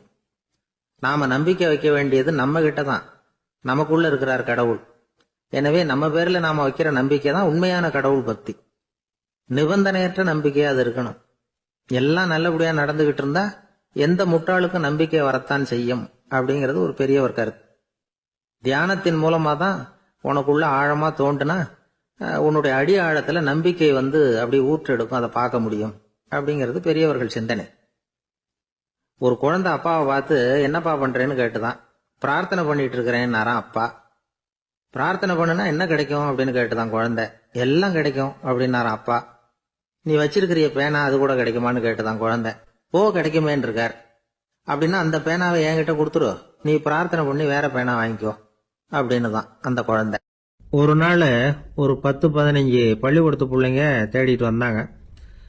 உங்களை பார்த்துட்டு தான் போகணும், அதுக்காக தான் வந்திருக்கோம். நாங்கள் என்ன விஷயம்னு கேட்டோம். நாங்கள்லாம் கூடி ஒரு முடிவு பண்ணியிருக்கிறோம், அதை உங்ககிட்ட சொல்லணும் அப்படின்னாங்க. அதுவும் ஒரு வாண்டு பையன் அதை சொன்னான். என்ன முடிவு அது அப்படின்னு கேட்டோம் ரொம்ப ஆர்வமாக. அதை இப்போ சொல்ல மாட்டோம், எங்களுக்கு பிடிக்கிற மாதிரி ஏதாவது ஒரு தகவல் சொன்னால் அதுக்கப்புறம் நாங்கள் அதை சொல்கிறோம் அப்படின்னா அந்த வாண்டு பையன். சரி, சின்ன பையன்கிட்ட இன்னைக்கு வசமாக மாட்டிக்கிட்டோம் அப்படின்னு நினச்சிக்கிட்டு அவங்களுக்கு தகுந்த மாதிரி ஒரு கதை சொல்ல ஆரம்பித்தோம். அது என்ன கதைன்னா, ஒரு பெரிய காடு, அதில் பலவிதமான மிருகங்கள். அந்த காட்டுக்கு ஒரு சிங்கம் தான் ராஜா. எப்பவும் காட்டுக்கு அதுதானே ராஜா. ஒரு பெரிய யானைக்கு இது பொறுக்கலை. என்ன இது, எப்போ பார்த்தாலும் இங்கே சிங்கத்துக்கே ராஜா பதவி கிடைக்குது, நான்லாம் எவ்வளவு பலசாலியாக இருக்கிறேன், அப்படி இருந்தும் எனக்கு அந்த பதவி கிடைக்கலையே அப்படின்னு தனக்குள்ளே பொறுமிக்கிட்டே இருந்தது. ராஜா பதவியை நினச்சி ரொம்ப ஏக்கம், அதுக்கு பதவி மோகம். இந்த சமயம் பார்த்து ஒரு குள்ள நரி கூட்டம் அதை தேடிட்டு வந்தது. ஐயா பெரியவங்களே, நீங்கள் இந்த காட்டுக்கு ராஜாவாக இருக்க ஆசைப்படுறீங்க, அதில் ஒன்றும் தப்பு இல்லை. ஆனால் அதுக்கு முன்னாடி நீங்கள் எங்கள் கூட்டத்துக்கு கொஞ்ச நாள் தலைவராக இருங்க, அதாவது ராஜாவாக இருங்களேன், உங்களுக்கும் ஒரு ட்ரைனிங் கிடைச்சது மாதிரி இருக்கும் அப்படின்னு சொல்லியிருக்குது இந்த கூட்டம், குள்ள நெறி கூட்டம். இதை கேட்ட உடனே யானைக்கு ரொம்ப சந்தோஷம் தாங்கலை.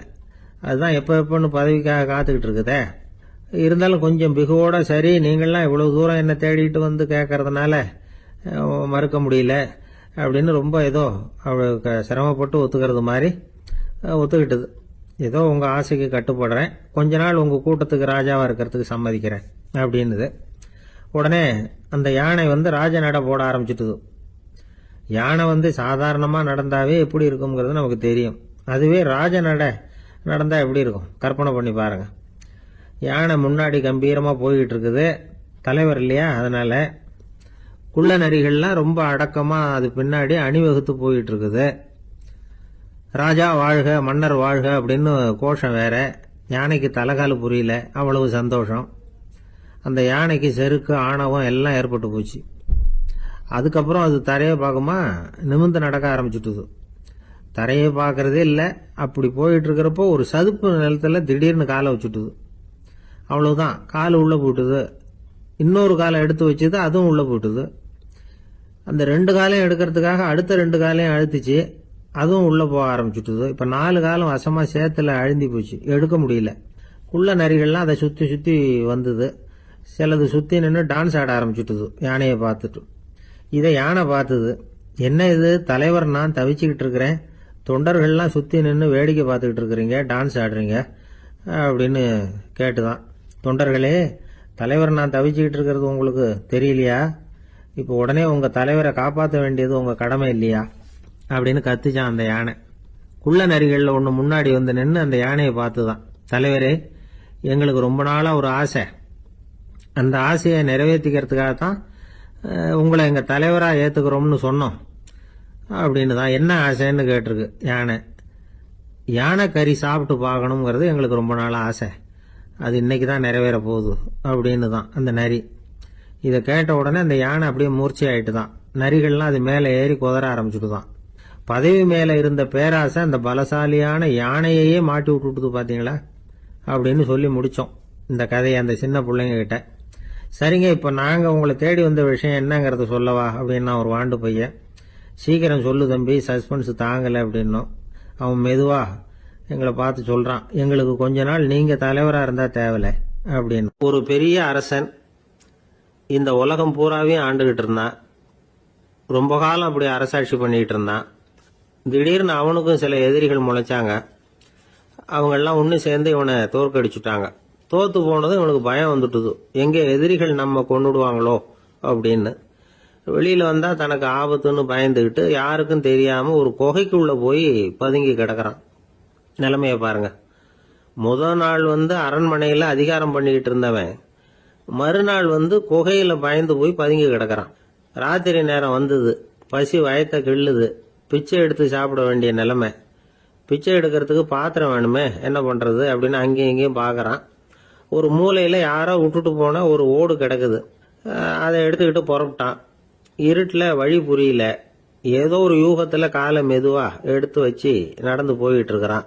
வழியில் ஒரு கருப்பு நாய் படுத்து கிடந்தது. இருட்டில் அவன் இது கண்ணுக்கு சரியாக தெரியல, அவனுக்கு தவறி போய் காலை வச்சுட்டான். அது மேல நாய் சும்மா இருக்குமா, வள்ளுன்னு விழுந்து கடிச்சு விட்டுது. காலை பார்க்கறான், காலத்தையும் நினைச்சு பார்க்கறான். அரண்மனையில வீரக்கழல் அணிந்த காலை உடைய மன்னா அப்படின்னு புகழ்வாங்களே புலவர்கள்லாம். ஆனா அது இன்னைக்கு நாய் கடிச்ச காலம் ஆயிட்டுதே அப்படின்னு நினைக்கிறான். அது மட்டும் இல்ல, முன்னாடி எல்லாம் பொற்கிண்ணங்கள்ல தான் அவன் சாப்பிடுவான். ஆனா இப்போ உடைஞ்சு போன ஓட்டு, அது ஓட்டை கையில வச்சுக்கிட்டு நிக்கிறான். அதுல ஏதாவது யாராவது சாப்பாடு போடுவாங்களான்னு. முன்னாடி எல்லாம் நிறைய பேர் அரண்மனைக்கு வருவாங்க. அரசருக்கு காணிக்கைன்னு சொல்லி இவன் காலடியில கொண்டாந்து கொட்டுவாங்க. அப்போலாம் இவன் அந்த ஜனங்களுடைய முகத்தை திரும்பி கூட பாக்குறது இல்ல, ரொம்ப கர்வமா உட்காந்துருப்பான். அதே ஆளு இன்னைக்கு எல்லாரு கண்ணுலயும் படுறது மாதிரி பிச்சை எடுத்துக்கிட்டு இருக்கிறான். அப்போலாம் காணிக்கைகளை தன்னுடைய கையால வாங்குறது தனக்கு கௌரவ குறைச்சல்னு நினைச்சு தன்னுடைய வேலைக்காரங்களை விட்டு தான் அதை வாங்க சொல்லுவான். இப்போ பாத்தீங்கன்னா அவனே தன் கையாலேயே பிச்சை வாங்குறான். நினைச்சு பாருங்க, அந்த மனுஷன் முத நாள் அரசன், மறுநாள் பிச்சைக்காரன். எவ்வளவு வித்தியாசம்! செல்வம் தான் இப்படி ஒரு வித்தியாசம் ஏற்படுறதுக்கு காரணம். அப்படிப்பட்ட செல்வம் வாழ்க்கையை நடத்துறதுக்கு நமக்கு தேவைதான். ஆனா அதையே நாம் அடைய வேண்டிய பயனா நினைக்கிறோம் பாருங்க, அதுதான் வேடிக்கை. இத நம்மாழ்வார் அழகா ஒரு பாசுரத்துல சொல்றார். ஒரு நாயகமாய் ஓட உலகுடன் ஆண்டவர், கருணாய் கவர்ந்த காலர், சிதைகிய பானையர், பெருநாடு காண இம்மையிலே பிச்சைதாம் கொள்வர், திருநாரணன் தாழ் காலம் பெற சிந்தித்து உய்மினோ அப்படிங்கிறார் நம்மாழ்வார். ஒரு பெரிய பணக்காரர் ஒரு துறவிகிட்ட போய், சாமி என்கிட்ட நிறைய பணம் இருக்கு, இருந்தாலும் நிம்மதி இல்ல, என்னால நிம்மதியா இருக்க முடியல, என்ன காரணம்னு கேட்டாராம். உடனே அந்த துறவி இதுக்கு நேரடியா பதில் சொல்லாம பக்கத்துல நின்றுகிட்டு இருந்த ஒரு குழந்தைய கூப்பிட்டார். அது ஓடியாந்தது. ஒரு ஆப்பிள் பழத்தை எடுத்து அது கையில கொடுத்தார். அதை வாங்கிக்கிட்டு குழந்தை சிரிச்சுது. இன்னொரு பழத்தை எடுத்து கொடுத்தார். அதை இன்னொரு கையில வாங்கிட்டு சிரிச்சுது. மூணாவது ஆப்பிள் எடுத்து கொடுத்தார். 2 பழத்தையும் நெஞ்சில் அணைச்சிக்கிட்டு 3வது பழத்தையும் வாங்கறதுக்கு முயற்சி பண்ணிச்சு. ஆனா அது உடனே நழுவி கீழே விழுந்து உருண்டு ஓடிச்சு. ஏற்கனவே இருந்ததும் விழுந்துட்டுது. இப்ப அந்த குழந்தை அழ ஆரம்பிச்சுட்டுது. இப்ப அந்த துறவி பணக்காரர்கிட்ட சொன்னாராம், குழந்தைய கவனிச்சியா? 2 ஆப்பிள் போதும்னு அது நினைச்சிருந்தா இப்போ அது அழ வேண்டிய அவசியம் வந்திருக்குமா அப்படின்னாராம். எதுவுமே அளவுக்கு மிஞ்சினா துன்பம்தான். இந்த காலத்துல இதெல்லாம் யாரு காதுல வாங்குறாங்க? ஒருத்தனை நல்ல வழிக்கு கொண்டு வரணும்னு நினைச்சு அவனை கூப்பிட்டு உட்கார வச்சு இந்த கதையை சொல்லிட்டு இருந்தாங்க. சொல்லிவிட்டு அந்த குழந்தை செஞ்சது தப்பு தானே அப்படின்னு கேட்டிருக்கிறாங்க. ஆமாம், தப்பு தான், நானா இருந்தா அப்படி செஞ்சிருக்க மாட்டேன் நானா இவன். 2 பழமே போதும்னு சொல்லிருப்பியா அப்படின்னு கேட்டிருக்காங்க. அப்படி இல்லைங்க, அவர் கொடுக்க கொடுக்க ஒவ்வொரு பழமா வாங்கி பின்னாடி வச்சுட்டு மறுபடியும் கையை நீட்டுவேன் அப்படிங்கிறானா. இவெல்லாம் எந்த காலத்துல திருந்துறது? நாட்டுல நல்லவங்க ஒருத்தர் 2 பேர் இருக்கிறதுனால தாங்க மழையே பெய்யுது அப்படின்னு சொல்றது உண்டு. நல்லார் ஒருவர் உளரேல் அவர் பொருட்டு எல்லாருக்கும் பெய்யும் மழை. சில சமயம் ரொம்ப பேர் திடீர்னு நல்லவங்களா ஆயிடுவாங்க போல இருக்கு. அதனாலதான் விடாம பேய் மழையா கொட்டி தீர்த்துடுது. எல்லாரும் நல்லவங்களாயிட்டா உலகமே தாங்காது போல இருக்க. அப்பப்ப ஒருத்தர் 2 பேர் நல்லவங்களாகணும், அப்பதான் சீரா மழை பெய்யும். மாசத்துக்கு 3 பேர் நல்லவங்களானா மாதம் மும்மாரி பொழியும். இதெல்லாம் வேடிக்கை பேச்சு. இப்போ இதெல்லாம் ஒரு பக்கம் இருக்கட்டும், இப்போ விஷயத்துக்கு வருவோம். ஒரு கும்பல்ல நல்லவன் யாரு அப்படிங்கறத எப்படி கண்டுபிடிக்கிறது? இதுக்கு ஒரு வேடிக்கை கதை உண்டு. என்னுடைய நண்பர் ஒருத்தருக்கு அவங்க பாட்டியம்மா சொன்ன கதையா இது. அது என்ன கதைன்னா, ஒரு ஊர்ல ஒரு சமயம் பலமான மழை பெய்ய ஆரம்பிச்சுட்டுதான். இடி மின்னல் ரொம்ப கடுமையா இருந்திருக்குது. ஆரம்பிச்ச மழை வர வர கடுமையா ஆகிட்டு இருக்குதே தவிர நிக்கிற பாடா தெரியல. ஊரு ஜனங்கள்லாம் பார்த்தாங்க. இதுக்கு மேலேயும் வீட்டு உள்ள இருந்தா ஆபத்துங்கிறத புரிஞ்சுக்கிட்டாங்க. ஏன்னா வீடெல்லாம் இடிஞ்சி விழுந்துருமோங்கிற பயம். உடனே எல்லாரும் புறப்பட்டு ஊருக்கு பொதுவா இருந்த ஒரு மண்டபத்துல போய் தங்கிக்கிட்டாங்க. மின்னல் கடுமையா இருந்தது. இடி எந்த நேரத்திலையும் விழலாம்ங்கிற நிலைமை. எப்போ விழலாம்னு பார்த்துக்கிட்டு இருக்குது. அந்த மண்டபத்துல இருந்த ஜனங்கள் மனசுக்குள்ள ஒரு பயம். நம்ம கூட்டத்துல யாராவது ஒரு கெட்டவன் பாவம் பண்ணவன் இருந்தா கூட இடி இந்த மண்டபத்துல விழுந்துரும், அது எல்லாருக்கும் ஆபத்து அப்படின்னு நினைச்சாங்க. சரி, இதுக்கு என்ன பண்ணலாம் அப்படின்னு யோசனை பண்ணாங்க. அந்த கூட்டத்துல ஒரு பெரியவர் இருந்தார். அவரு ஒரு யோசனை சொன்னார். இதோ பாருங்க, அதுக்கு ஒரு வழி இருக்கு. அதோ எதிர்த்தாப்புல கொஞ்சம் தூரத்துல ஒரு உயரமா மரம் ஒண்ணு இருக்கு பாருங்க. பொதுவா இடி சுலபமா விழறது அது மாதிரி உயரமான மரத்துல தான். நம்ம கூட்டத்துல இருக்கிறவங்க எல்லாரும் ஒவ்வொருத்தரா போய் அந்த மரத்தை தொட்டு விட்டு திரும்பி வந்துடணும். நம்மள பாவம் பண்ணவன் யாரோ அவன் அந்த மரத்தை தொடுற சமயத்துல இடி விழுந்துரும், அவன் மட்டும் போயிடுவான், மண்டபத்துல இருக்கிற நாமெல்லாம் பொழைச்சிக்கலாம் அப்படின்னு ஐடியா கொடுத்தாரு அந்த பெரியவர். இது நல்ல யோசனையா பட்டது. எல்லாரும் ஒத்துக்கிட்டாங்க. ஒவ்வொருத்தரா போய் அந்த மரத்தை தொட்டுவிட்டு திரும்பி வந்தாங்க. இடி எதுவும் விழல. இன்னமும் பாவம் பண்ண ஆசாமி அதை போய் தொடல போல இருக்கு அப்படின்னு நினைச்சுக்கிட்டாங்க. ஒவ்வொருத்தரா போறாங்க, எல்லாரும் போய் தொட்டுவிட்டு வந்தாச்சு. இன்னும் ஒரே ஒரு ஆசாமி தான் பாக்கி. கடைசியா இருந்த அந்த ஆள் பயந்துட்டான். இது வரைக்கும் இடி விழலைன்னா இப்ப என்ன அர்த்தம்? இப்ப நாம தான் பாக்கி, நாம தான் தப்பு பண்ண ஆள் போல இருக்கு அப்படின்னு நினைச்சுட்டான். அதனால துணிச்சலா போய் தொடுறதுக்கு பயந்தான், தயங்கிக்கிட்டே இருந்தான். இருந்தாலும் மற்றவங்க எல்லாம் சும்மா இருப்பாங்களா? கட்டாயப்படுத்தி கழுத்தை பிடிச்சி தள்ளாத குறையா அவனை தள்ளி விட்டாங்க, போய் தொட்டுட்டு வாடான்னு. அவன் நடுங்கிட்டே போய் அந்த மரத்தை தொட்டான். அதே வினாடி ஒரு பயங்கரமான மின்னல் இடி விழுந்துட்டுது. எங்க விழுந்தது தெரியுமா? அந்த ஆள் மேல இல்ல, மண்டபத்துல விழுந்தது. மண்டபத்துல இருந்தவங்க பூரா காலி. அந்த ஒரு ஆள் மட்டும் புழைச்சிக்கிட்டான். இந்த ஒரு ஆளை காப்பாத்துறதுக்காக தான் இடி வந்து மண்டபத்துல விழாம இருந்திருக்குது. இதுதான் கதை.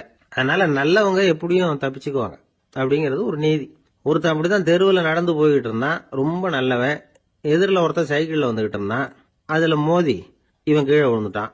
சைக்கிள்காரன் உடனே இறங்கி இவனை தூக்கி விட்டான். இவன் எழுந்திரிச்சு அவனை முறைச்சி பார்த்தான். அப்படி பார்க்காதீங்க சார், நீங்க ரொம்ப புண்ணியம் பண்ணியிருக்கீங்க, அதுதான் இப்போ வந்து சைக்கிளில் மோதிக்கிட்டீங்க அப்படின்றான். என்ன அப்படி சொல்றேன் நானா? இவன் 10 நிமிஷத்துக்கு முன்னாடி நான் லாரி ஓட்டிட்டு வந்தேன், அப்போ நீங்க எதிரில் வந்திருந்தீங்கன்னா என்ன ஆயிருக்கும் அப்படின்னானா அவன். ஒரு ஊர்ல ஒரு கோயில் இருந்தது, ரொம்ப பழைய கோயில். உள்ள போறதுக்கே பயமா இருக்கும், எந்த நேரத்துல இடிஞ்சு விழுந்துருமோ அப்படிங்கிற பயம். அப்படி இருந்ததுனால யாரும் துணிஞ்சு சாமி கும்பிடுறதுக்கு அங்க போறதில்ல. கோயிலுக்கு வர்ற கூட்டம் கொஞ்சம் கொஞ்சமா குறைய ஆரம்பிச்சுட்டுது. கோயில் நிர்வாகிகள் எல்லாரும் கூடி உட்காந்து பேசினாங்க. என்ன பண்ணலாம்னு யோசனை பண்ணாங்க. எந்த இடம் மோசமா இருக்கோ அந்த இடத்த பழுது பார்த்தாங்க. அங்க எங்க வர்ணத்தை பூசி கொஞ்சம் அழகுபடுத்தி பார்த்தாங்க. ஏதோ இந்த ஊர்ல கோயில்னு ஒண்ணு இருக்கு, அது மக்களுக்கு தெரியணும் அப்படிங்கிறதுக்காகத்தான் இப்படிலாம் பண்ணாங்க. இருந்தாலும் கோவில் இருக்கிற நிலைமை மக்களுக்கு தெரியும், அதனால அங்க வர்றது குறைச்சிக்கிட்டாங்க அவங்க. ஒரு கட்டத்துல யாருமே வர்றதில்ல, நிலைமை அந்த அளவுக்கு ஆயிட்டுது. மறுபடியும் கோவில் நிர்வாகிகள் கூட்டம் நடந்தது. இந்த கூட்டம் கூட கோயிலுக்கு உள்ள நடக்கல, இடிஞ்சு விழுந்துருமோங்கிற பயம். அதனால வெளியில தான் உட்காந்து கூட்டத்தை நடத்தினாங்க. ஏன்னா உள்ள போறதுக்கு அவங்களுக்கும் துணிச்சல் கிடையாது, எந்த நேரமும் விழுந்துரும் போல இருந்தது அது. அது வழியா போறவங்க கூட வேகமா அந்த இடத்த கடந்து போக ஆரம்பிச்சிட்டாங்க. கோவில் நிர்வாகிகள் வெளியில உட்காந்து கூட்டம் போட்டாங்க இல்லையா, அந்த கூட்டத்துல 4 தீர்மானங்களை நிறைவேற்றினாங்க. அது என்ன 4 தீர்மானம்னா, முதல் தீர்மானம், இந்த கோவிலை இடிப்பது அப்படிங்கிற முடிவை இந்த கமிட்டி மிகவும் வருத்தத்துடன் ஏற்றுக்கொள்ளுகிறது அப்படின்னு நிறைவேற்றினாங்க. இதுக்கு பதிலா இன்னொரு கோவிலை உடனடியாக கட்டி முடிச்சுடணுங்கிறது 2வது தீர்மானம். 3வது தீர்மானம் என்ன தெரியுமா? பழைய கோவிலின் கதவுகள், அதிலிருந்து பிரிச்சு எடுக்கிற செங்கல், இதையே புது கோவில் கட்டுவதற்கு பயன்படுத்தி கொள்ள வேண்டியது. பழைய கோவில் இருந்த மாதிரியே அதே வடிவத்துல புது கோவிலையும் கட்ட வேண்டியது. பழைய கோவிலின் அஸ்திவாரத்தை அப்படியே வச்சுக்கிட்டு அதுக்கு மேல நாம கோயிலை கட்டிக்க வேண்டியது. இதுதான் 3வது தீர்மானம். இதையும் கமிட்டி முழு மனசோட ஏத்துக்கிட்டது. இது வரைக்கும் சரி. இப்ப அந்த கமிட்டி 4வதா ஒரு முக்கியமான தீர்மானத்தை கொண்டுகிட்டு வந்து அதையும் ஏகமனதா நிறைவேற்றி விட்டது. அது என்ன தீர்மானம்னா, புதிய கோவில் கட்டி முடிக்கிற வரைக்கும் பழைய கோவிலை இடிக்கிறதில்லை அப்படிங்கிற தீர்மானம். எப்படி இருக்குது பாருங்க இது. பழசை இடிக்காத வரையில அதே இடத்துல புதுசா எப்படி கட்ட முடியும்? பல விஷயங்கள்ல நாம நடந்துகிற முறையும் இப்படிதான் இருக்குதான். வாழ்க்கையில முன்னேறணும்னு ஆசைப்படுவோம், அதே நேரத்துல அந்த முன்னேற்றத்துக்கு எது தடையா இருக்கோ அதை விட்டு விடுறதுக்கும் மனசு வராது. வெளிநாட்டுல ஒரு பெரிய விருந்து நடந்துகிட்டு இருந்துதான். எல்லாரும் மது கோப்பையும் கையுமா அலைஞ்சுகிட்டு இருக்கிறாங்க. ஒருத்தர் மட்டும் கையில எதுவும் இல்லாம ரொம்ப நல்ல பிள்ளையா சாதுவா ஒரு ஓரமா தனியா உட்கார்ந்துருக்கிறார். அவர்கிட்ட நெருங்கி வாங்க மது சாப்பிடலாம் அப்படின்னு கூப்பிட்டாங்களாம். என்ன வற்புறுத்தாதீங்க, நான் என் மனசுக்குள்ள உறுதியா தீர்மானம் பண்ணிவிட்டேன் அப்படின்னாராம். என்ன தீர்மானம் பண்ணிருக்கீங்க அப்படின்னு கேட்டிருக்காங்க. ஏற்கனவே முழு போதையில இருக்கும் பொழுது மறுபடியும் மது கோப்பையை தொடறதில்லை அப்படின்னு தீர்மானம் பண்ணிருக்கேன் அப்படின்னாராம். தான் மட்டும் வாழ்ந்தா போதும் அப்படின்னு நினைக்கிறவங்களும் உண்டு, தானும் வாழணும் அடுத்தவங்களும் வாழணும் அப்படின்னு நினைக்கிறவங்களும் உண்டு. முதல்ல சொன்ன வகையை சேர்ந்த மனிதர்கள் எப்படி தெரியுமா? எப்படியாவது தான் மட்டும் வாழ்ந்தால் போதுங்கிற நினைப்பு தான் எப்பவும் அவங்களுக்கு இருக்கும். தங்களுடைய வளர்ச்சிக்கு எது தடையா இருந்தாலும் சரி, யார் தடையா இருந்தாலும் சரி, அதை அழிச்சுட்டு தான் மறுவேலை பார்ப்பாங்க. அவங்க எல்லாம் பாவ காரியங்களுக்கு தயங்குறதே இல்லை. அப்படிப்பட்ட வாழ்க்கை அவங்களுக்கே இடைஞ்சல அமைஞ்சு விடுறது உண்டு. அதை விளக்கறதுக்கு ஒரு கதையும் உண்டு. ஒரு ஊர்ல அப்படிப்பட்ட ஆள் ஒருத்தன் இருந்திருக்கான். நிறைய பாவங்களை செஞ்சவன். அதன் காரணமா நரகப்படுகொழியில விழுந்துட்டான். நரகப்படுகொழிங்கிறது ஒரு பெரிய கிணறு மாதிரி. ஏற்கனவே பாவம் செஞ்சவங்க நிறைய பேர் அதுல விழுந்து கிடக்குறாங்க. உள்ள ஏகப்பட்ட சத்தம், எல்லாம் அந்த பாவாத்மாக்கள் போடுற சத்தம். இப்போ விழுந்தானே இவனும் சத்தம் போட்டான். இவன் போடுற சத்தம் கொஞ்சம் அதிகமா கேட்டுது. இந்த கிணத்துக்கு பக்கத்துல புத்தர் உட்கார்ந்து இருக்கிறார். அவர் காதுல இவன் போடுற சத்தம் விழுந்தது. உடனே அந்த கிணத்தடிக்கு போனார். குனிஞ்சு பார்த்தார்.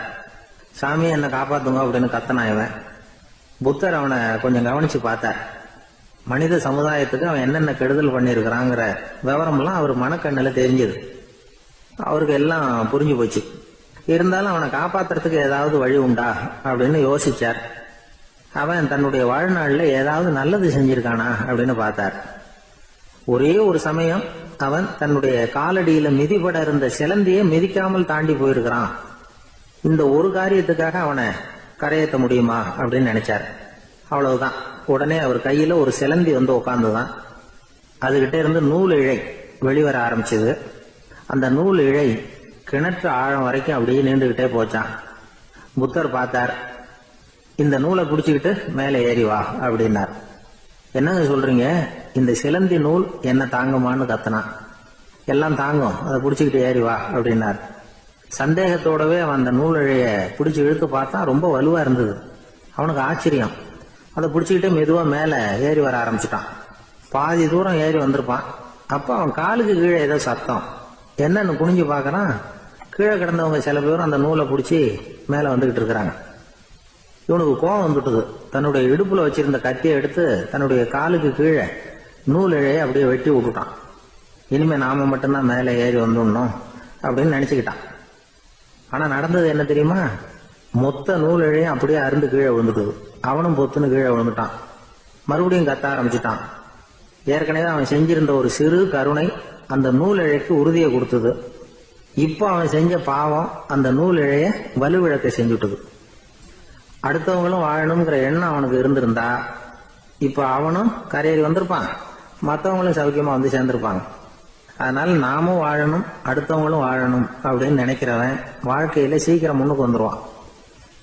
ஒருத்தன் ஒரு டாக்டர் கிட்ட போனான். மருந்து வாங்கினான். வாங்கி கொண்டாந்து பேசாம வச்சுட்டான், சாப்பிடல.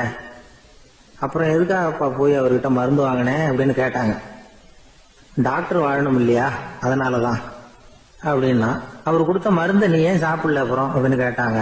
நான் வாழணும் இல்லையா, அதுக்காக தான் அப்படின்னா. ஒரு காட்டுல ஒரு முனிவர் இருந்தார். ஒரு நாள் அவரை தேடிட்டு 4 பேர் வந்தாங்க. சுவாமி, எங்களுக்கு ரொம்ப நாளா ஒரு சந்தேகம்னாங்க. என்னன்னு கேட்டார். இந்த உலகத்துல எவ்வளவோ காரியங்கள் நடக்குது, எது நியாயம் எது அநியாயம் அப்படின்னு புரிஞ்சுக்க முடியலன்னாங்க. அது யாராலையும் புரிஞ்சுக்க முடியாதுன்னார் முனிவர். வந்தவங்களுக்கு ஆச்சரியமா போச்சு. ஒரு மாதிரியா பார்த்தாங்க. இத முனிவர் கவனிச்சார். சரி புறப்படுங்க என்னோடன்னார். எங்கன்னு கேட்டாங்க. இப்போ உங்க 4 பேரையும் ஒரு புஷ்பக விமானத்துல அழைச்சிட்டு போறேன். இந்த உலகத்துல சர்வசாதாரணமா நடக்கக்கூடிய ஒரு காட்சியை உங்களுக்கு காட்ட போறேன். நீங்க பார்க்க போற அந்த காட்சி நியாயமா அநியாயமா அப்படிங்கறத என்கிட்ட சொல்லணும். நீங்க சரியான பதில் சொன்னா புஷ்பக விமானத்துல தொடர்ந்து பிரயாணம் பண்ணலாம். தவறான பதில் சொன்னா இந்த புஷ்பக விமானம் உங்களை கீழே தள்ளி விட்டுரும் அப்படின்னார். 4 பேருக்கும் பயம்தான். இருந்தாலும் முனிவர் கூப்பிடுறாரு அப்படின்னு சொல்லி புறப்பட்டாங்க. அவங்க எல்லாரும் புறப்பட்டு ஒரு காட்டு வழியா போயிட்டு இருக்கிறாங்க புஷ்பக விமானத்துல. அங்க நடக்கிற ஒரு காட்சியை காட்டுறார் முனிவர். அதோ அங்க பாருங்கன்னார். அந்த விமானத்துல இருந்தபடியே எல்லாரும் கீழே குனிஞ்சு பாக்குறாங்க. அங்க ஒரு தாய் புலி அப்பதான் குட்டி போட்டிருக்கு. குட்டிகளை ஈன்ற உடனே பசிக்கு இறை தேடி அந்த பக்கமா வருது. அதே நேரம் ஒரு தாய் மான், அதுவும் அப்பதான் குட்டி போட்டிருக்கு. அதுவும் இதே மாதிரி குட்டிகளை ஈன்ற உடனே பசிக்கு இறை தேடி அந்த பக்கமா வருது. இப்ப அந்த புலி அந்த மானை அடிச்சு போட்டுடுது. அதுவும் சாப்பிடுது, குட்டிகளுக்கும் கொடுக்குது.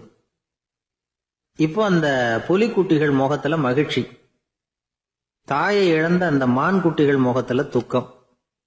இப்போ அந்த முனிவர் 4 பேர்கிட்டையும் கேட்கிறார். நீங்க இங்க பாத்தீங்களே, இதுல எது நியாயம் எது அநியாயம், ஒவ்வொருத்தரா சொல்லுங்க.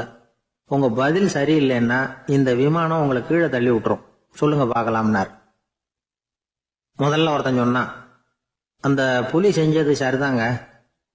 அது பசிக்கு அதுதான் ஆகாரம். தன்னுடைய பசிக்கு தானே இறை தேடிக்கிட்டுது. அதுல என்ன தப்பு? அவ்வளவுதான். அதனால புலி செஞ்சது நியாயம்தான் அப்படின்னா. அவ்வளவுதான். அந்த விமானம் அவனை அப்படியே கீழே தள்ளி விட்டுட்டுது. அதனால அவன் கொடுத்த பதில் சரியில்லை அப்படிங்கிறது புரிஞ்சு போச்சு. இப்ப ரெண்டாவது ஆள் சொன்னான், புலி செஞ்சது பாவம், அந்த தாய்மான் என்ன தப்பு பண்ணிச்சு, இப்ப அந்த குட்டிகளுக்கு யாரு ஆதரவு, அதனால புலி செஞ்சது அநியாயம் அப்படின்னா. அவ்வளவுதான். அவனையும் கீழே தள்ளி விட்டுடுது அந்த விமானம். இந்த பதிலும் சரியில்லை அப்படின்னு ஆயிட்டுது. இப்ப மூணாவது ஆள் வந்தான். முதல்ல 2 பேர் கீழே விழுந்ததை பார்த்துக்கிட்டு இருந்தான். அதனால அவன் சொன்னான், ரெண்டுமே நியாயம்தாங்க. புலி இறை தேடினதும் இயற்கை, அதுக்கு மான் இரையானதும் இயற்கை. அதனால இதுல ஒன்றும் தப்பு இல்லைன்னா. அவ்வளவுதான். அவனையும் அந்த விமானம் கீழே பிடிச்சி தள்ளி விட்டுது. இப்ப 4வது ஆள் வந்தான். முனிவர் கேட்டார், நீயாவது சொல்லுப்பா, இந்த செயல்ல எது நியாயம்னார். அவன் தெளிவா பதில் சொன்னான். அதாவது என்ன சொன்னான்னா, எனக்கு தெரியல அப்படின்னா. அவனை விமானம் கீழே தள்ளல, சௌரியமா அழைச்சிட்டு போட்டுது. இவனும் பிரயாணம் சௌக்கியமா பண்ணானான். ஆக இதுதான் சரியான பதிலுங்கிறத முனிவர் உணர்த்தினார். இந்த கதையிலிருந்து நாம புரிஞ்சுக்க வேண்டியது என்னன்னா, இந்த உலகத்துல எவ்வளவோ காரியங்கள் நடக்குது. அதெல்லாம் ஏன் அப்படி நடக்குதுங்கிறதுக்கு எப்பேற்பட்ட பண்டிதராலும் பதில் சொல்ல முடியாது. தெரியாததை தெரியாதுன்னு ஒத்துக்கிட்டா வாழ்க்கை பிரயாணம் சுகமா இருக்கும். அதனால தேவையில்லாத விஷயங்களை புரிஞ்சுக்கிறதுக்கு நேரத்தை செலவு பண்ணிட்டு இருக்க கூடாது. வாழ்க்கையை குழப்பிக்க கூடாது. வாழ்க்கைக்கு தேவையானது என்னவோ அதை மட்டும் புரிஞ்சுக்கிட்டா போதும். இந்த காலத்து ஆள் ஒருத்தன் ஒரு பெரியவரை தேடி வந்தான். ஐயா, ஒரு சந்தேகம்னா.